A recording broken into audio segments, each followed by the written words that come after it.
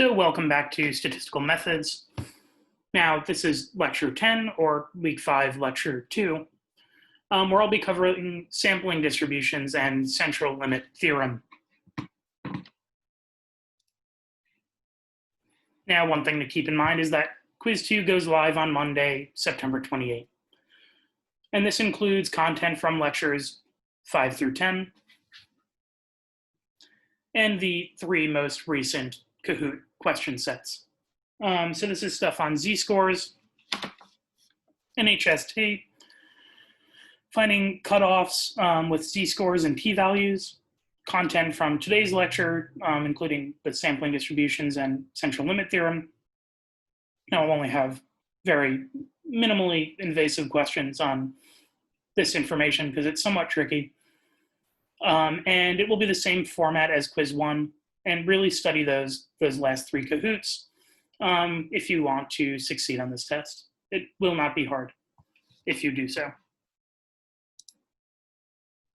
So a quick recap on z-scores and p-values.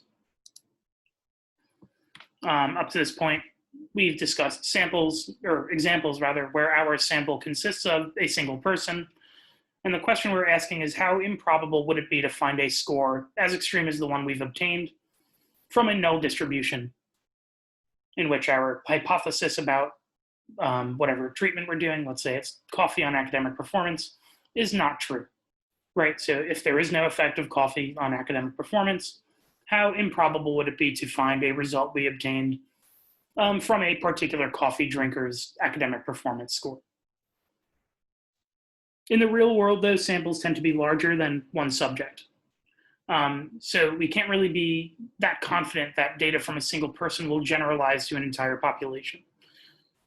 More likely, the data we obtain from one person are particular to that person's individual results or individual differences with that one person, rather than really communicating any generalizable finding about the population we're interested in. Right, so if we sample that one person, assign them to drink coffee, measure their academic performance, and compare them to a null distribution of non-coffee drinkers' academic performance, we can't really conclude that coffee is increasing academic performance, even if we find that from this one person at the population level. It could be the case that this student that we've sampled is simply just a very good student.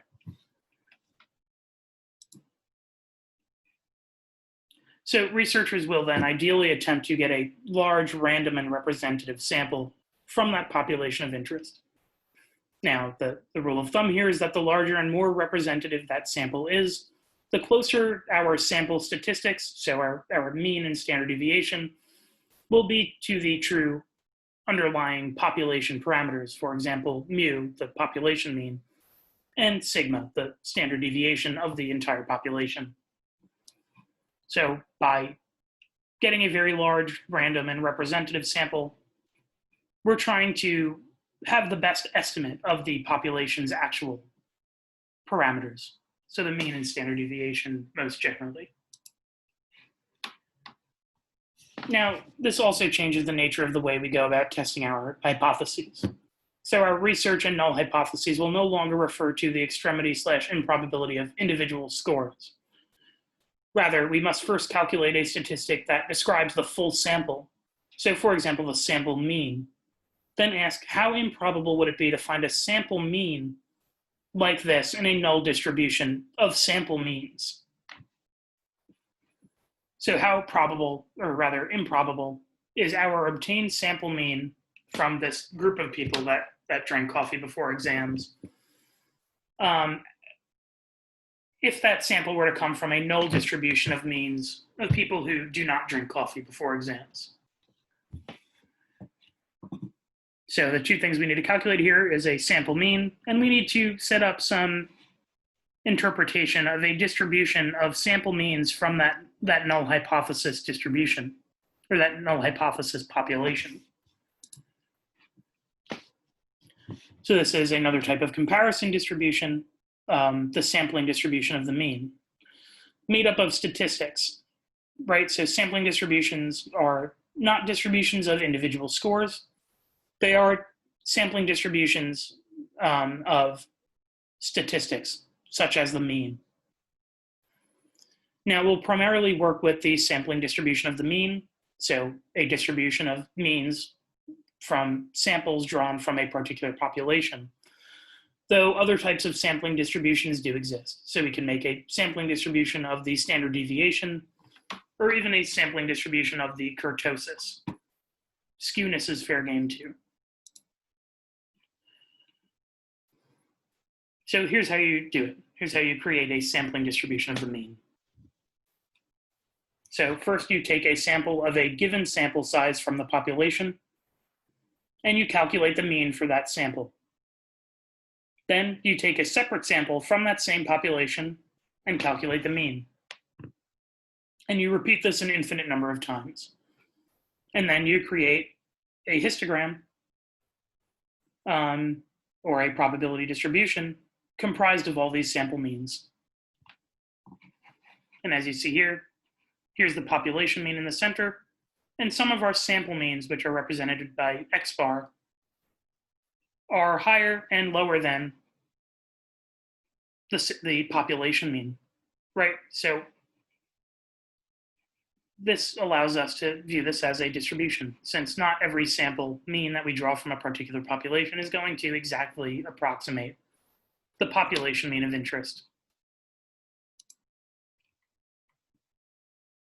Now, this should make clear that these are hypothetical distributions. We can't actually collect this kind of information from an entire population, because as I mentioned, we would need to repeat this sampling procedure an infinite number of times. But by using the principles of probability in mathematics, we can apply some rules to figure out what such a distribution would look like approximately based on information that we do know. So the shape and characteristics of this sampling distribution will depend on the information that we know in advance about our population.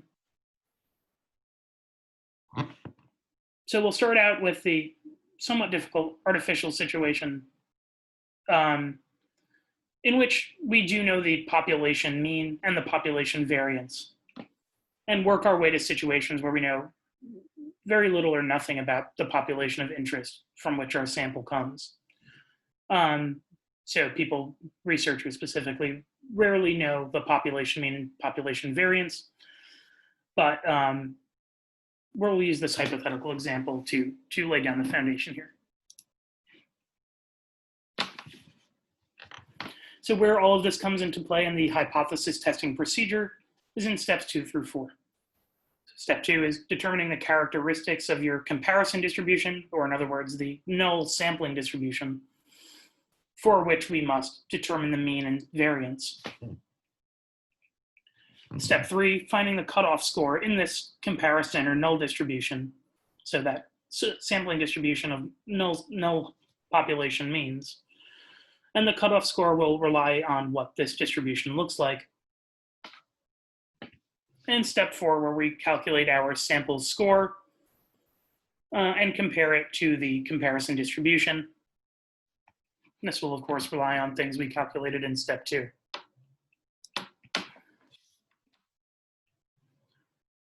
Now let's talk through a series of rules that we can use to figure out what our comparison distribution, or a null distribution comprised entirely of sample means, will look like.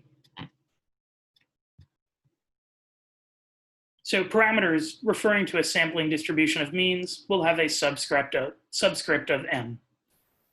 So the mean of a sampling distribution of means will be mu m. So this is very meta. It's very of itself. We're looking at a mean here of a distribution that we've comprised of sample means drawn from a particular population. Now, sigma subscript m is the standard deviation of the sampling distribution of means.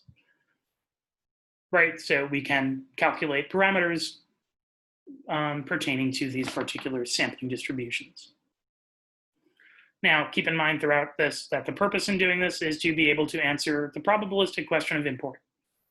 How probable would it be to find a sample mean as extreme as our sample mean in a null distribution of sample means?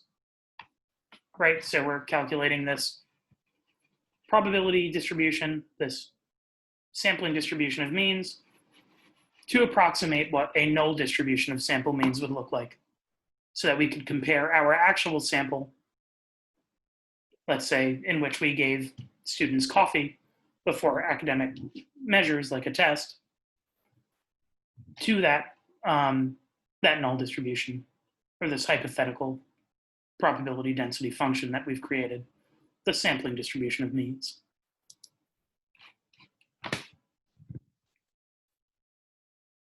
Now, rule one is that the mean of a sampling distribution of means, so the mu of m, is the same as the mean of the population of individuals.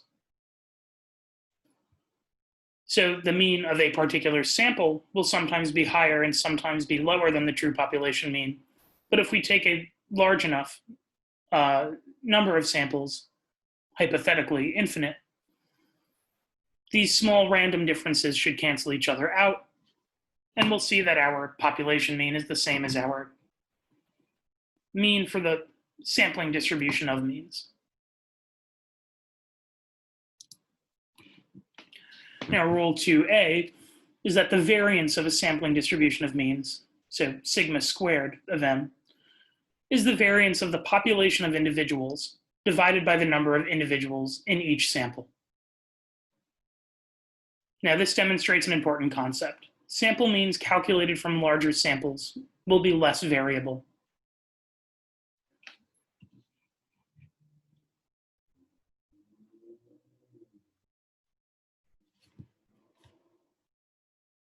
In other words, less uncertain and more similar to one another as compared to sample means based on smaller samples.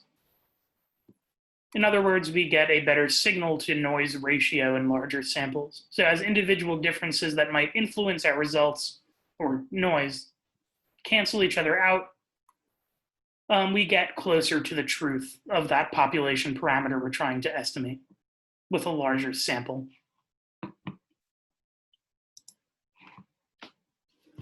Now, rule 2b is that the standard deviation of a sampling distribution of means is the square root of the variance of the sampling distribution of means.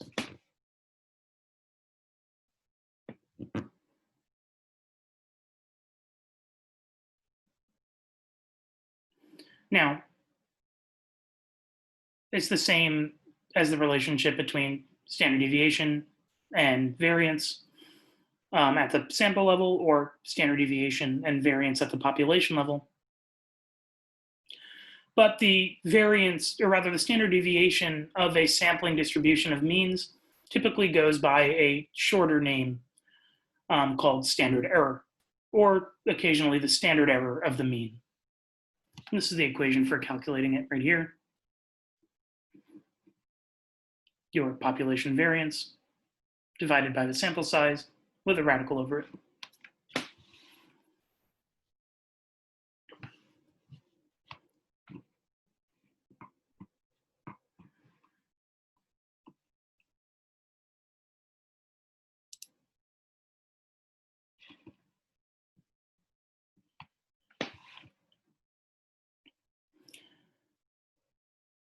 So the interpretation of this statistic is similar to that of standard deviation in a sample.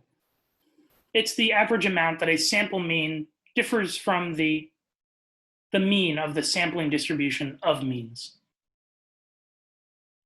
So on average, how variable is a mean that I draw from a sample in a population from the mean of all of the means drawn from that same population?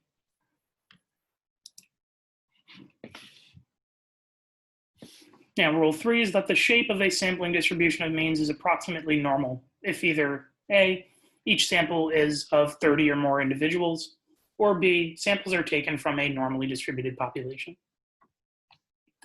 Thus, no matter the shape of the underlying population distribution, as sample size increases within each of our samples that we draw, sampling distributions of means tend to more closely approximate a normal distribution.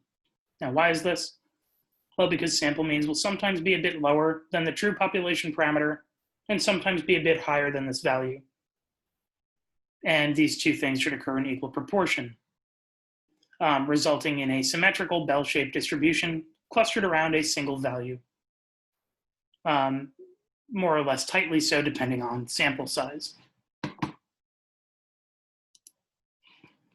Now, these rules are based on the central limit theorem, which states that the sampling distribution of the sample means approaches a normal distribution as the sample size of each of those samples gets larger, no matter the shape of the underlying population distribution. Now, for more information on these concepts, take a look at this video that I posted below.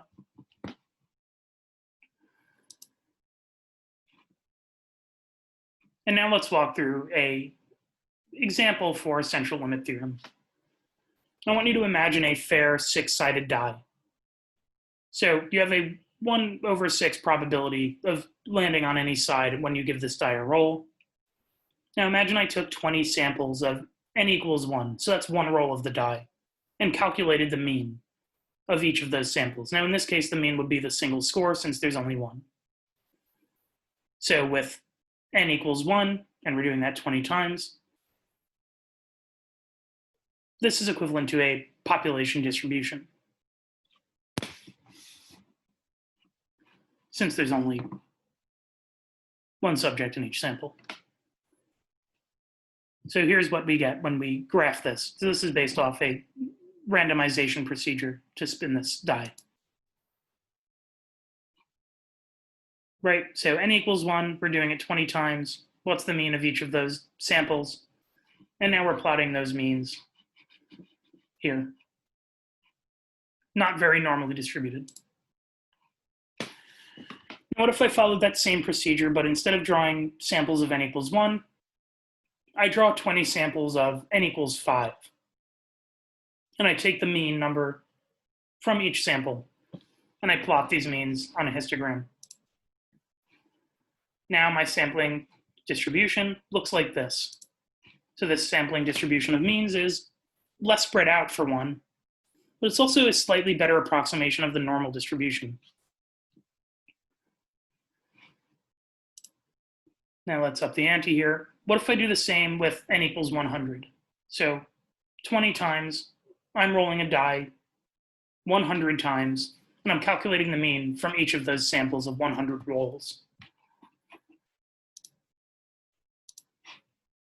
The sampling distribution of means becomes even less spread out and really approximates a normal distribution here. Now finally, let's say I were to sample 20 sets of 1,000 rolls of the die.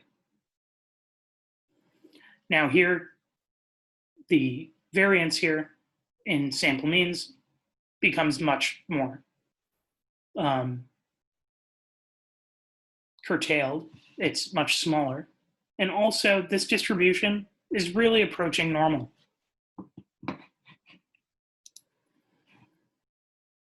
So putting these four graphs side by side, we can see the central limit theorem in action.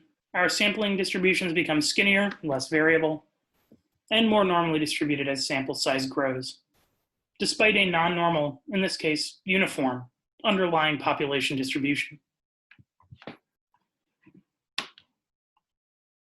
Right, because there is a uniform distribution with rolling a die and probability.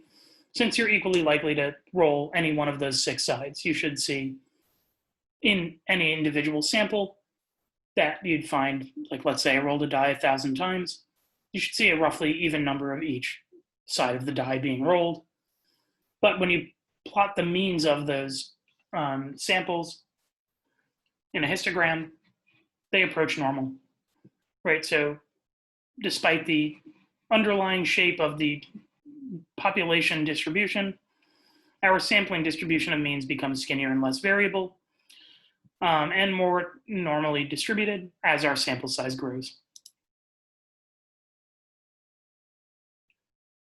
Here's a visual representation of that.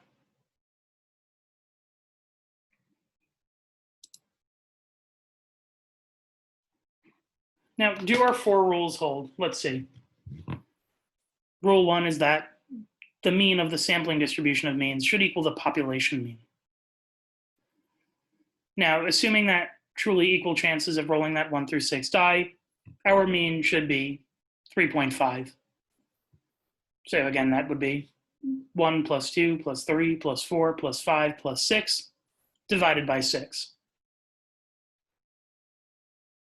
Now, from the simulation of die rolling, if I take 20 samples with one roll in each sample, the mean I get is 3.25 for that sampling distribution of means.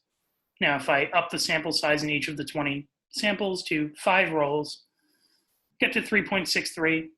Now, if I have 100 rolls in each of those 20, 3.62. But if I have 1,000 rolls in every one of those 20 samples, my mean for that sampling distribution of means is 3.5. It matches the population distribution mean. So rule 1 checks out. What about 2a and 2b? As sample size grows, standard error of the mean goes down. Standard error of the mean is, again, the standard deviation of the sampling distribution of means. So SEM with n equals 1, 1.68. SEM with n equals 5, 0.8. SEM with n equals 100, 0.16. And SEM with n equals 1,000, 0.05. So we see that general trend. As sample size grows, standard error of the mean goes down. Now, rule 3, sampling distributions should approximate a normal distribution with n larger than 30. And we see that right here. We talked about this a little earlier. So that's all I have for sampling distributions and central limit theorem. Now, I'll only ask on quizzes very general questions about this because it is somewhat tricky, but it is nonetheless information you will want to have down. Thank you.